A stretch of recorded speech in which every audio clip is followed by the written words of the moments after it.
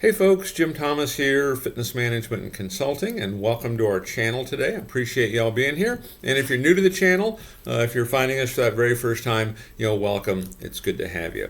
Now, our topic for you today, it's going to be how to revive a struggling gym business.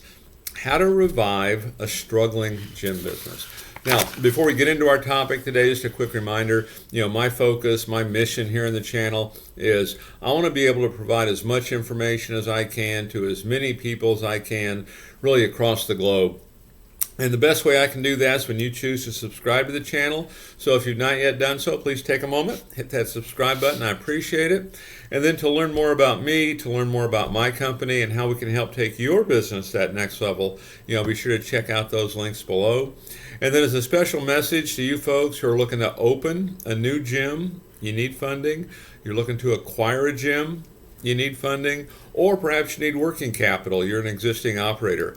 We can help provide funding for up to $400,000, from anywhere from $50,000 to $400,000 in funding that is unsecured. There's no restrictions on use, and the basic qualification for that program, it's a 680 credit score or better in all three credit bureaus, Equifax, Experian, and TransUnion, and then a minimum income of $50,000 per year, each of the two previous years. Check out the links below under financing and funding for additional information on that program, as well as other, financing options that we have available for you. So with that said, let's get into our topic here today, and it's how do you revive a struggling gym business? How do you revive a struggling gym business? And I want to give you some thoughts. If your business is not doing what you think it should do, take a look at some of these, and perhaps you can implement these to really get your business back on track a little bit. So, number one on my list, adjust your mindset. Adjust your mindset. The truth is, whatever we're thinking, we're going to breathe life into that. And make sure we're thinking about positive outcomes. We're looking at solutions. If we've identified things that aren't right, well, let's work on how to fix them. What we want to learn to do here, when I talk about adjusting our mindset, identify what's wrong, but give the power to the solutions. That's where you spend your time. Spend your time, focused on the solutions, not on what the problem is. Number two, set goals. And I see this frequently. So many clubs and so many salespeople even don't really have goals or even quotas, but set some numbers. I know in many cases, when I get involved in facilities like this, the first words out of my mouth are, hey, we need to get our expectations up. Because there's a tendency sometimes when we start to struggle, we start to lower those expectations, we start to lower those goals. So just from a membership standpoint, you've got a sales goal, you've got a dues goal, you've got a cash goal. Okay, let's bring that up to, perhaps where it needs to be.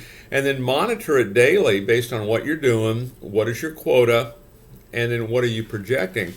And what you want to start to do is start to manage based on those objectives. Here's our quota is 100, we're projecting 85.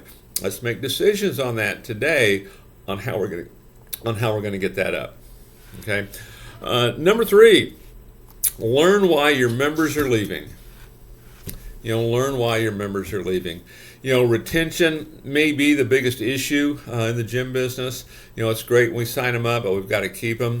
Learn why they're leaving. Now, here's what we know is that attrition, it's directly correlated to the member experience. And so the challenge is, we'll give it to you right here, what are we doing to improve the customer experience? We want the customer to feel like they belong to a special, select community. We want them to feel valued. We don't want them to feel like they just maybe bought a membership card, or we don't want them to feel like they're leasing space from us. We want them to feel like they belong to a special, select community. So understand why folks are leaving, but also know there's a direct correlation there between attrition and the customer experience. Now, number four on my list, perform a SWOT analysis, SWOT. Perform a SWOT analysis. And this is something you want to make sure we're objective about it. Okay? It's not, kick me, and it's not, oh, we're great. an objective analysis of each one.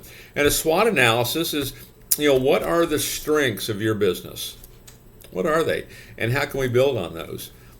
W, what are the weaknesses? What are the big weaknesses that you have? Maybe it is attrition that needs to be addressed, but what are your weaknesses? Where are there opportunities in your business? And where are the threats? Okay?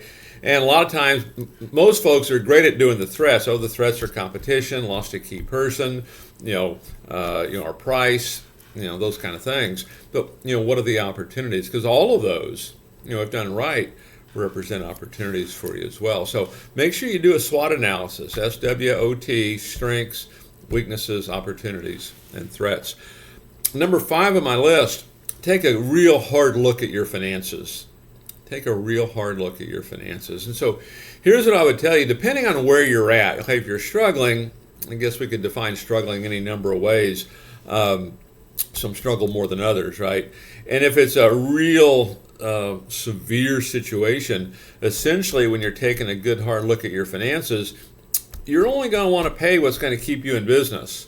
Everything else, we need to communicate with our vendors and let them know what the situation is and what's happening, what our plan is, but only pay what keeps you in business, because at the end of the day, you have to keep money in the account. Don't let the account go negative, and don't go delinquent on things that you have to have that's going to keep you in business. Okay, so constantly be looking at this. This stuff can, over time, can get out of control. Now, we want to be, we want to look at these finances, make sure those numbers are where they need to be, but also understand this: you're never going to cut your way into growth.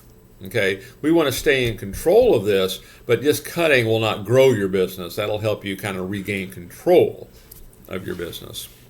Number 6 on my list, get funding if you need it. Get funding. Most folks in this situation, you're going to need funding. Okay, and I know I talked a little bit about this at the beginning of the session, that we can help with funding at many different levels. Credit scores of 680 or better, we can help with funding for up to $400,000. If your credit scores aren't in that area, we can perhaps even do it with bank statements, most recent 6 months bank statements. As long as you can show you can make the payment, enough money's coming in, things of that nature. But take a look at it, because at some point you're probably going to need it. And I would even suggest, folks that are even doing well, you're always looking for money, because you just never know when there might be an opportunity, when there might be a hiccup. Okay, or when you want to take advantage of additional marketing or hiring a special person and things like that. And then number 7, last on my list here, of how do you revive a struggling gym business: pivot and change directions. Don't be afraid to pivot. Okay, when things happen, pivot. I mean, you see it all the time. There's always some kind of external force kind of coming at you. Don't be afraid to pivot and change direction. Doesn't necessarily change the mission of your organization, but you want to stay agile. You want to stay flexible. You want to be able to move. Okay, so 7 ideas that can help you revive a struggling gym business. If your company is not performing like you need it to, take a look at these. If you feel like we can be of assistance, check out the links below. Be happy to chat with you about how we can help take your business to that next level. So folks, again, my name is Jim Thomas. My company is Fitness Management and Consulting. Appreciate you being here at the channel today. And if you've not yet done so, please take a moment, hit that subscribe button. I appreciate it. Be sure to check out the links below to learn more about me and a variety of ways we can help improve your business. And then as a final reminder, for you folks who are looking to open a new gym and you need funding, you're looking to acquire a gym, you need funding, you have an existing operation, you need working capital, you need money for marketing, money for new staff, you want to do some refurbishment, on the facility. We can help with funding from between $50,000 and $400,000. It's unsecured. There's no restrictions on use. And the basic qualification for that program, it's a 680 credit score or better in all 3 credit bureaus: Equifax, Experian, TransUnion, and a minimum income of $50,000 per year each of the 2 previous years. So you can check out the links below under financing and funding for more information on that program and other options that we have to help you grow and develop your business. So again, my name is Jim Thomas. I appreciate you being here in the channel today, and we'll look forward to seeing you all in that next video.